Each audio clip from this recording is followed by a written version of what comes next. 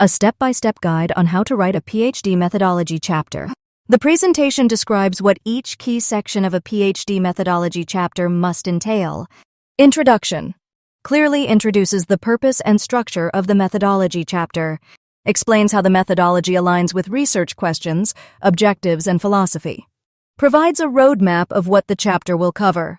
Research paradigm states the chosen research paradigm, for example, interpretivist, positivist, critical, constructivist, justifies the choice of paradigm with reference to literature, explains how the paradigm shapes the researcher's worldview and approach.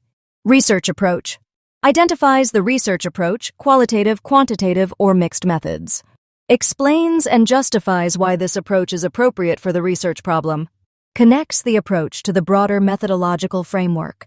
Research design clearly names and defines the chosen research design, for example, case study, phenomenology, ethnography, experimental, justifies the selection based on the research objectives, describes how the design enables effective exploration of the research questions, includes context and units of analysis, population and sampling, describes the target population, explains the sampling method, for example, purposive, random, snowball, stratified, justifies the sample size and sampling technique, specifies inclusion-exclusion criteria, mentions access and recruitment strategy, data collection methods, lists all data collection methods used, including interviews, observations, surveys, document analysis, and so on, describes each method in sufficient detail, including tools, instruments, frequency, and duration, explains how each method contributes to addressing the research questions, includes instrument development or piloting if applicable,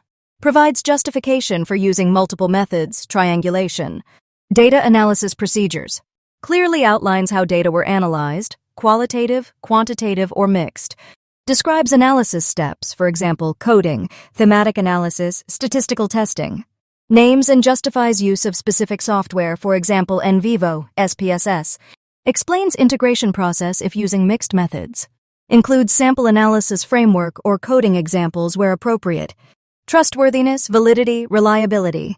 For qualitative, addresses credibility, transferability, dependability, and confirmability. For quantitative, discusses reliability, for example, Cronbach's alpha and types of validity such as construct and content, mentions strategies like member checking, audit trails, or expert validation, reflects efforts to ensure rigor and transparency. Ethical considerations, confirms ethical clearance from a recognized ethics committee, describes informed consent procedures, addresses issues of confidentiality, anonymity, and voluntary participation, discusses data storage, participant rights, and protection from harm, notes special ethical considerations, for example, vulnerable populations if applicable, researcher reflexivity, acknowledges the researcher's positionality and its potential influence, demonstrates reflective awareness throughout the research process, details strategies used to maintain objectivity and transparency, methodological limitations, identifies and reflects on methodological limitations honestly, discusses implications for findings, transferability, and generalizability, explains how limitations were mitigated or accounted for. Chapter summary recaps the main methodological choices and justifications, links methodology back to the overall research aims, prepares the reader for the presentation of findings in the next chapter. Final checks. Please ensure that your chapter is logically structured and flows clearly. Key decisions are supported by scholarly literature.